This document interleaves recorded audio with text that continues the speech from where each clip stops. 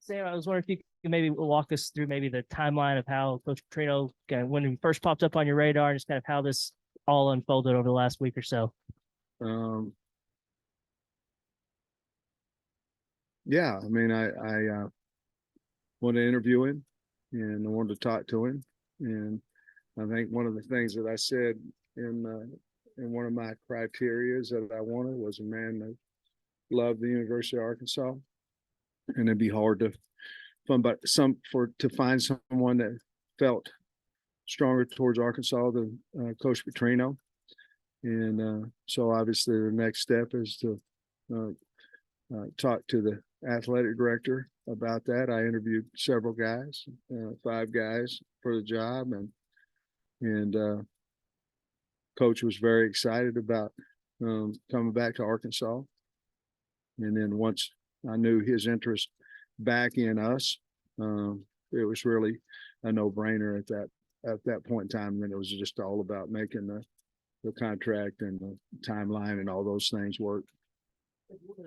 Hire and required special approval and everything like that. Just I know that the chancellor said y'all did your due diligence and everything like that. I wonder if you could provide some insight on what that process looked like, the due diligence and everything like that. That part of it, I think that's all, with Hunter and those guys. I wanted to hire him. I know he's a good man. We all make a mistake, and I wanted to hire him. He was the best candidate. He's a wonderful person, and I was adamant I wanted to hire him, and he was adamant he wanted to come. So the university went to work on all that kind of stuff. I was curious, Coach. I'm sure we all are on like timeline when it popped in your head that maybe I'll give Bobby Petrino a call or see if that's a possibility. Like point. To be honest with you, I got a text from his agent that he would have interest, and then that was where the timing was correct, right, because of the Texas A&M and all that kind of stuff. And but I think it was probably a 10-day process, something like that, before the time I first started talking to guys until Coach was able to get here. After the Missouri game, you talked about momentum with NIL, big splash, OC hire and stuff. Did you have in your head then that this was a possibility, and was it kind of by design to have the NIL Arkansas edge and Petrino and out at the same day? I think you're always thinking of ways to get the fan base. I think you're always thinking, and obviously when you lose a lot of close games and you don't finish the season like you'd like to, I think your mind goes back to, okay, how can we continue to get the fans involved in things? So I think there's always an order of how you do things and all that, and we're probably not done yet. I want to ask what you thought of in terms of hiring Bobby, like how much you might lean on him in situations, timeouts, things like that, because of his vast experience doing the same thing. I think anytime that you have somebody on your staff that's been a head coach and a successful head coach, you always go over situations and you go back and forth and talk about, okay, you're watching tape. Okay, what will we do here? What will we do here? What do you think in this, that, and other? I did that with Barry a lot as well, because he had SEC experience, and obviously congratulations to him. They're playing the championship game. Just really happy for him. But it's not just that; it's a daily basis of having somebody in there that's been through it, and you just run things by and visit about it, and then try to do what you think is the best decision for the team. Aside from the success he's had here at Arkansas, what have you seen at some of his more recent stops that made him kind of a desirable candidate for you? Well, I mean, they about beat us out here at Missouri State. 4th and 1, he throws a touchdown pass on us, or 3rd and 1. I can't remember. I think it was 4th and 1. You have to ask him. I tried to put it out of my mind. But I mean, he's Bobby Petrino, man, and he's a wonderful mind. And he loves the state of Arkansas. He's a wonderful play caller, great guy. And I want to win here as bad as anybody any of y'all. And that was what I thought would be the best for us to win. Last night, you heard the student section chanting his name. You knew maybe what type of popularity he'd be walking back into here. I was hoping so. I mean, it was wonderful. I mean, you had the BMFP shirts, made. And I think Coach asked one of the guys, what's that stand for? If we were having trouble figuring that out. But no, it was my suggestion to go over the Duke game. I want to show him off too now. I mean, I'm proud that he came here, and we got a lot of work to do. But yeah, we want to get over there and support the basketball team. And man, what a heck of a game they played! Congratulations to them. I text Muss, and it was a great. It's been a great few days for the state of Arkansas, in my opinion. And Coach, of course, there's fans who maybe are concerned or who do not agree with this second chance opportunity. What's your message to them? Well, you're gonna have people don't agree with a lot of things in life, and my message is that we're doing the best we possibly can do for the state of Arkansas and University of Arkansas. But if every decision I make or everything that I've done, I'm worried about how it's going to be received, then I'm not being true to myself. And to me, this was the best hire for our university, our program, and our state. And so I'm going to stand very firm behind that. And if people don't like it, I'm sorry. And you anticipate any other staff changes on your coaching staff? Yeah, I do. I think there'll be some, but I'm not ready to talk about it, but I don't think we'll be intact totally next season. And will Bobby have full control of the offense? I know it ain't kind of a mix of what Jimbo did or I whatever. don't know that, but he's offensive coordinator, and just like KB was, just like Dan Enos was, he got a job to do, and I don't know how I can allow him to do a job if he's not. It ain't his offense. So we hired him because he's a brilliant offensive mind, and it's his offense. That's just what it is. It's just like it was Kendall Brow, just like it was Dan's. I'm always going to have input on what my feelings are of things, but he's offensive coordinator, and that's what he's hired to do. Letting the recruits know that he was going to be your guy. Did you reach out to them? Did you have Bobby call him himself? Just how did that process go? What's been the reception on the recruiting trail? Well, I mean, we was trying to keep it quiet, but I was in on all these player evals and leaving and all that, and we was trying to keep it quiet. So y'all let him know, that he was coming back, which always happens, by the way. I'm not being negative there; it just happens. So I was getting a lot of calls. I didn't have to call them. I was getting a lot of calls, and there was a lot of excitement about it, but we didn't have to worry about calling the kids. They were calling us.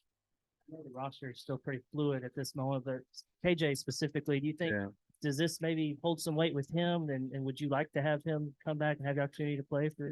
I'd rather not really answer that out of respect for KJ and things of that nature, but KJ's given to the university, good years and set a lot of records and things of that nature. And whatever he wants to do, we'll be supportive of it.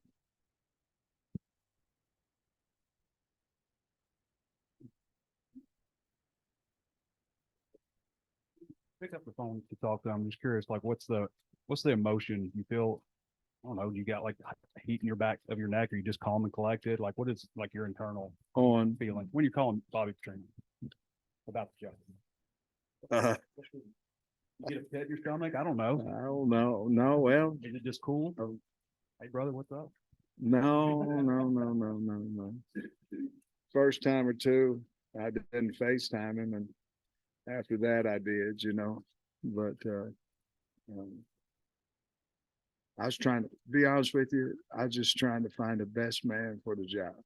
And in my opinion, I did. And, so that's all I was trying to do. Allow you also, I don't know this day and age, because it's the same with Kendall and Dan, as you said, in terms of them handling the offense, but your job has changed so much. Yeah. Just in terms of, you're almost like a GM Yeah. in a lot of ways. You obviously feel that.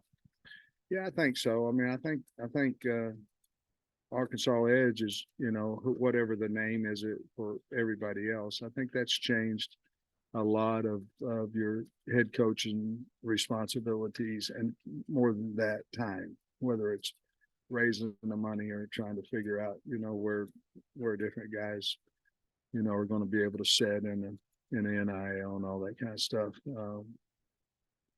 Yeah, I think just a lot more time, and obviously, we have guys that, come in going into the portal, and you're not going to talk them out of it, but simply because they've already been poached by somebody else and told the finances and everything else. We do not do that here. We don't, but it happens all the time. And NCAA at some point has to put some type of penalties on people that are poaching players, because it's going around the country, everywhere. We're not. So that puts a lot more time into, the portal. You got to go D2 portal, junior college portal, the 1AA portal, BCS portal, and then you've got to go with obviously the portal in Division I. So there's just a lot of time that happens in recruiting, and you can imagine this, Trey, that the portal opens up in December, it opens up in April. So you have two opportunities for someone to poach financially your players. And so that's why it was so important for us to get the Arkansas Edge.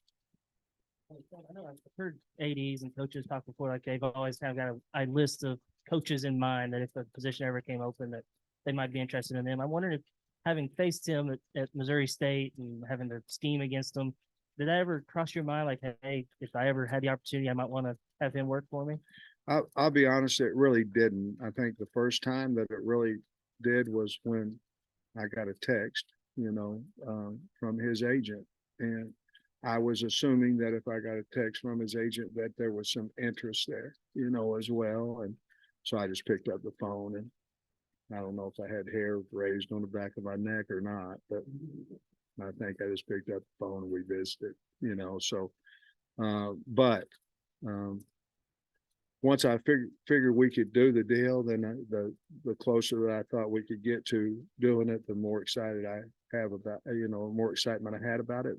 And the bottom line is we need to win games. And I thought that was the best possible way we could do it. As far as exit interview goes, how far along would you say you are percentage wise? And that's got to be like each guy a great meeting, a bad meeting. It's got to be very up and down for you.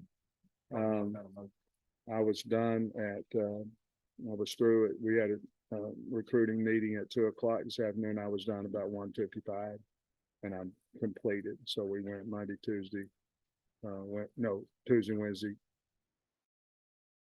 and today through all, however many it was, maybe 100 guys or whatever it was, a little bit more. And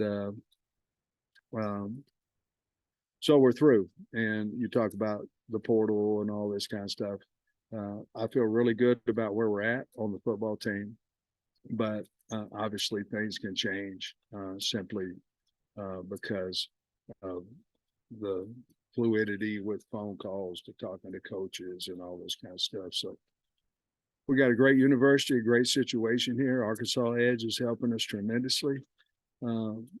And we want to keep the guys, obviously, on the team that we want to keep.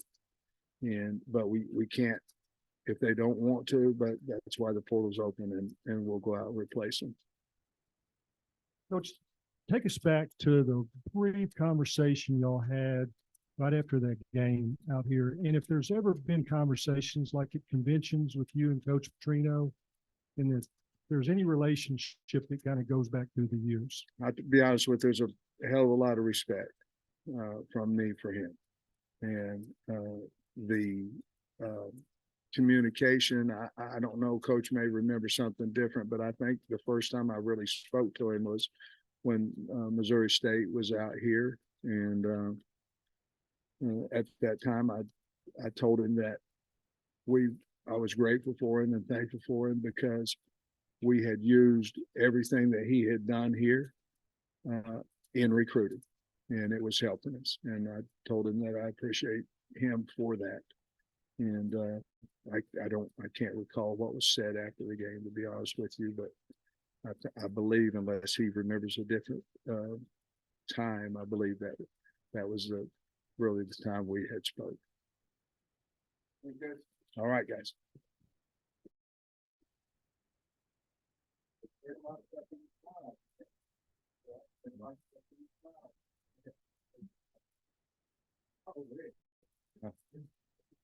Hey.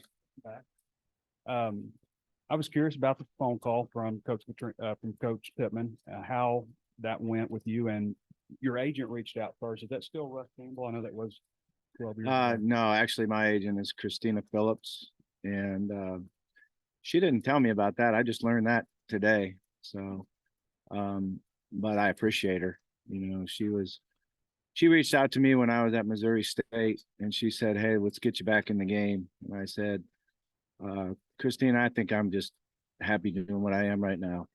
And she was on me about, no, you can't do that. We'll work at it. It might take us a while, but we'll keep going. And she convinced me, okay, let's work at it and see if we can get back in the game. And it's been a process, but it's a lot of credit to her. You on the podcast, this one that you did. You've been going through, looking at players, looking at film and stuff. You seen anything that's jumped out specifically? Any players, anything like that? Yeah, I haven't been able to get into it enough, you know, just because also looking at recruits and anticipating portals, and but I've been able to watch some of the individual players, and then I've had guys come in and talk to me, and the names start going, who's that now? Who's that again? Who is that again? So, but it's a process. And did have a good meeting yesterday with the offensive group as a whole, and that was fun. I enjoyed it. Any trepidation coming back here, and just what do you want to do? What do you want to get done here the next few years of your life? Yeah, I want to win. You know, I want to see us. I came back here to support Coach Pittman in winning. You know, I appreciate him a lot. When he did send that message that this is Coach Pittman, I'd like to talk to you. The hair on the back of my neck stood up. I was like, that's going to happen, really? And then we talked for a short amount of time, and he said that he had an interest, and we set a time to talk where we both had time later on. And that was exciting. And, you know, I felt, hey, maybe this is really going to happen. Could it possibly happen? You know, I talked to my family and saw if that could possibly work. And we had a great talk, great conversation. I think it was over an hour, maybe longer than that. And then when I got off the phone, I said, man, you didn't offer me the job.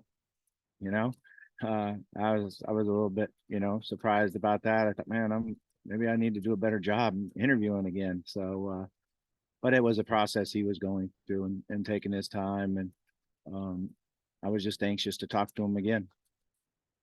Your offense with A&M last year, how much of it was you? And then you got to see Arkansas in Arlington. What'd you think of what was going on and the personnel Arkansas has? Yeah, that's a loaded question there. But, you know, that when I took the job at A&M, Jimbo wanted to keep the same terminology and call things the same way they did. It was hard. It was hard on me. I was staying up all night. I can remember the first scrimmage. I was up at 2 a.m. in the morning, woke up at 2 a.m. in the morning to get ready to call plays for the first scrimmage, just understanding what the terminology was, what the formation was. And it was it was not only calling the plays different, but the formations, the way they called the formation is probably different than anybody else that I've ever been around. Normally you call the strength where your tight end's going to align, and there it's where your slot receiver is going to align. So just getting the connection to be able to do that was very difficult. But worked hard at it, and I thought we had a pretty good year. We went through a couple of quarterbacks, which was hard, but I really enjoyed it. I think that's the one thing that when that happened, when Jimbo lost his job, that I thought I want to still coach, just because how much I enjoyed being in the classroom with the quarterbacks, spending time with the offense, just coaching football, teaching. It was fun being back in the meeting room and teaching. I started getting in this profession as a teacher, so it was really fun to get back and do that. Reading some of the quotes that have come out since you accepted the job, you talked about always wanting to come back and this being a dream. I'm just curious, was there ever a time since you left where maybe there was some anger towards this place, and when did that anger maybe turn into a desire to return? No, there never was any anger at all. I was always a Hogs fan. I watched. People would ask me, "Are you going to watch the game? Are you going to watch them play?" And I watched as many games as I could. I cheered for them. I rooted for them. Love the players. I know you returned to the Little Rock Touchdown Club a few years back, and it was well received and everything. But could you have ever imagined at that time? You said you always loved the Hogs. Could you have imagined getting this opportunity to come back and coach like this? Well, like I said, I thought about it and dreamed about it, and I didn't know if it would ever happen. So certainly, I can't tell you how excited I am to be back here. It's going to be a lot of fun, and I truly do love Arkansas, the university and the state and the people. I think it's the most special place I've ever been. We kind of see some of the individual players Arkansas has on the roster. I know it's still a fluid situation, but given your history, I was wondering about if you had any particular thoughts on the quarterbacks that Arkansas has here, Jacoby Criswell, Malachi Singleton, if you've had a chance to look at them and see what you thought about them. Yeah, I've had a chance to watch their video and see, some of their practice video, some of their game video, and see things that they can do. And obviously you like the talent that you see there, arm strength and mobility and different things they can do. You really don't know a lot until you get out on the practice field and start practicing with them. So we'll look forward to that. And, the rules are as such now where we have time to meet with them when we come back from Christmas and get in the classroom with them. So it'll be fun to see how much they understand about the game of football. Bobby, last night, 20,000 people, yelling your name. I mean, how does that make you feel? It was exciting. Yeah, I felt good about it. And again, I got to say it's a credit to Sam, to be able to bring me there and allow that to go on. I think it's just a credit to him.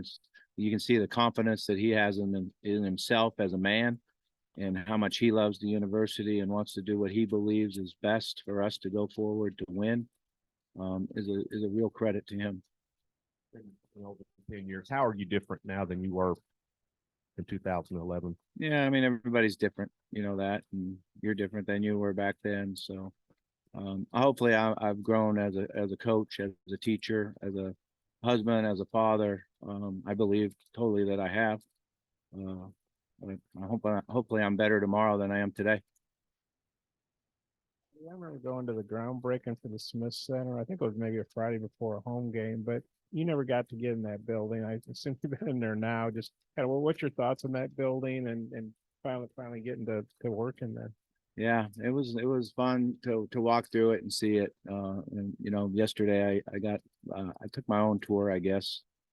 Rounded up one of the young guys and said, "Hey, take me through the building here and show me it around." So it was exciting to see it. They certainly did a good job with it, and it'd be fun to start working in there. You decided if you're going to be on the field or in the press box? No, I haven't even thought about it. You guys are way ahead of me.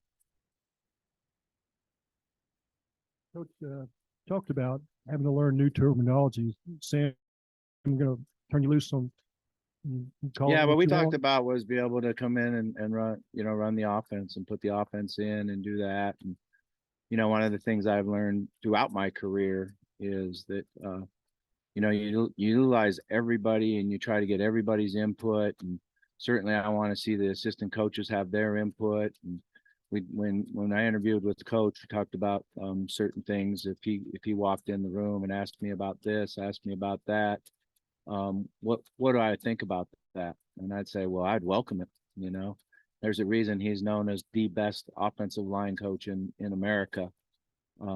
And if he has certain thoughts that he wants to do on short yardage and goal line, I communicated to him that when I was calling plays at Arizona State, Bruce Snyder ran short yardage and goal line. That's what he wanted to do. That was something he was very, very proud of and very, very fond of. And it's if coach wants us to do something on short yardage and goal line or third down, we're definitely gonna work on doing it.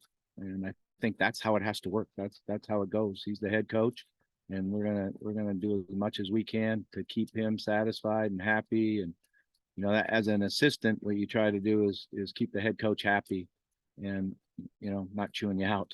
So that's one of my goals. Let's make sure he's not chewing me out every day. This is not football. So tell me about Northwest Arkansas. Look forward to hitting some balls in the bushes at Blessings and Beaver Lake. What goes through your mind that I'm back in Arkansas? I got a lot to learn, man. I can't even find my way around. It's changed. It's really changed. The roads are a little bit different. The way you get places are a little bit different. I drove up in front of this building right here, and I'm like, wow, they redid that too. So first thing I got to do is find out where I'm at. Definitely like going to the lake. That's something that we've always enjoyed as a family and love to do. And it's on my bucket list to be able to slalom when I'm 70. So I've got to keep working on that, make sure I'm in good enough shape to be able to. I don't get up anymore on one, to be honest with you. I get up on two and drop just because it's so hard to grind to get up on one. And nobody skis anymore. My kids have totally went away from me, and they don't ski. They surf and wakeboard, and I don't even see the fun in that. You go so darn slow. I don't know how it's fun, but I'm still gonna water ski. I've lost a lot of balls at Blessing, so maybe if I get to play that sometime, I'll find a few of them that I left out there. I have to drop a ski too, man. So, Well, I don't have to. I choose to. I'm kidding. I can't get up on one. Your signaling. I wonder what you thought of the signaling sign standing flap this year, and how that apply to you, maybe, or how what's the future of signaling as well? Do you think helmet devices are? Yeah, I think that they should have done that a long time ago. And I don't know anything about Michigan and what they did or any of that. I honestly didn't pay any attention to it. But I do know when you went and played Clemson that they were going to have your signals. They had guys on the sideline standing there with the sheet of paper with your signals on it, and that was tough. And the SEC and the ACC and have talked for years about putting the piece in the ear, and one of the issues that you always have in the NCAA is everybody has a vote. So there's a lot of schools that play football that can outvote the major conferences that don't have the money for that technology to be in their helmets. So that's why they got to do something about it. But it's become more and more relevant throughout the years that I've been in about people stealing signals and calling defenses and offenses that way. Speaking of money, just your thoughts on Arkansas Edge and how that might help you in the portal and things like that. Yeah, I got some reading up to do on that. I've been kind of in a whirlwind, so I haven't even been able to check up. I know Coach told me that he was excited about the new NIL deal that's going on, and at A&M, the assistant coaches knew nothing. We weren't involved in any part of the NIL. I didn't know what anybody on the team got or didn't get, so I haven't paid enough attention to it yet. I got some work to do. Remember that '08 LSU game where you guys threw deep in a short yardage situation and you're like, well, this is the last time their corners are going to be cheated up on it. And you've always kind of done stuff like that. Like maybe not even so much just about the plays that you're calling, just about when you call them and your feel and stuff. What has changed the most about your offense since you were here last? I honestly don't think a lot has changed simply because I don't think it's about plays. I don't think it's about what you do. I think it's about how you use the players that you have. You know, how you get the ball to a Jarius Wright, Joe Adams, you know, how you get the ball to Dennis Johnson, and how you work, you know, the different situations of the game. And so what I love to do is utilize players and then be really good at the situations of the game, and the players really understand, you know, what we're going to see in third and short, what we're going to see in fourth and short, and what we're going to see in the red zone, and what blitzes they run from the 15-yard line in, get everybody on the same page, and then practice the heck out of it. And then when you're on the left hash, 35-yard line, 1st and 10, you want to take a shot at the end zone. Everybody knows what we've done, what coverage we expect, and then what to do if we don't get that coverage. You know, or what are you going to do on 4th and 1, left hash, you know, game on the line. We ran the ball the previous 2 times, got knocked right in the mouth. So let's give us a little play action in there and see if we can get it. So I kind of like to really work on situations and players. Is after Ryan Mallett's passing, I know you loved him, and I always remember also people used to say that Ryan Mallett was the perfect quarterback for your system, and then you went to Louisville and you had Lamar Jackson, and I was thinking, well, what's Lamar Jackson? What kind of quarterback do you like? I mean, and Tyler Wilson was a different quarterback to you. What type of system, quarterback, I guess, in your system would you like to have the most? Yeah, I mean, Ryan was pretty perfect because Ryan was as smart as you could possibly be. He understood the game. He understood his players around him. He understood when you made a call, what you were thinking. He was really a guy that you could anticipate what he was going to do. You know, when you saw the coverage and the play call, he would probably go the way he did in practice. You know, Lamar was the same way. You know, Lamar was a guy that really studied the game plan, really knew what he wanted to do, what we wanted to do as a staff. Both of them could get you out of a bad play. You know, you're not always going to hit the call as a play caller, and you can be really, really aggressive when your quarterback can come out there and say, oh yeah, this play action isn't going to work because they're blitzing 2 guys off the left side, and change the play or the protection for you. And that's what those guys allowed you to do. You could just, you know, call it up and have a lot of freedom in your thoughts of being aggressive. And then if it wasn't worth a darn, they can get you out of it and get from a bad play into a good play. And the freedom they give you as a play caller really helps. Get a little emotional when you're asked about why this is like a dream. You said you love this state. Expand on that. Why is that? Why is that? It's obviously more than just a job. Yeah, I think, you know, the relationships that I was able to have and make and then even continue after I left, you know, was something that's always been special. I'm concerned. You say maybe you don't deserve a second chance in the universe. What do you do? I've been told winning cures all ills, but it seems like there's more than that. What do you say? Yeah, you know, I'm kind of on the I'm not really sure what words to use on it, but my beliefs are it's okay for people to disagree, have different thoughts, have different opinions. There's no ad will to it. Nobody should have that. You know, I grew up where this is in the United States of America, and everybody can have their own thoughts, their own religion, their own feelings on everything. And you know what? That's okay. We don't have to do anything about it. There isn't going to be anything done about it. That's just how it is. And I think that's one of the greatest things about a football team is guys come from everywhere, every different walks of life, different colors, different religions. And then you come together and you love each other and you go out and compete hard together and give each other a chance to win. So I don't have any ill feelings towards anybody that disagrees, or I just wish it was that way for everybody. You know, winning is the end result. Winning is the end result of doing everything right. So the top priority is to teaching the players, teaching them not only the playbook, but how to compete, how to be tough, how to have passion. It's different now than it used to be because you have a shorter window to do it. You know, with the NIL and the transfer portal and all that, you know, you used to be able to build it for a year, 3 years. You know, that's what we had. We had those guys that were together, grew up as little kids, got beat up on when they were freshmen. You know, I remember Joe Adams saying, they're just not beating us. They want to kill us, you know, and 2 years later, he was like, that's what we're going to do to everybody, you know, but now you don't have that window. Now you got to do it in a shorter period of time. So it's just a different challenge that you have to attack. Coach, so a lot of the former players that you had here at Arkansas post on social media, they're all excited and approved. Have you had any comments, text messages from former players that are here? And what have those comments and conversations been like? Yeah, I've had a lot. So it's pretty cool. It was fun when we came here and played. You know, I got into the locker room and all of a sudden I got out of the shower and there's Joe Adams and Colby Hamilton standing there. I said, how did you guys get in here?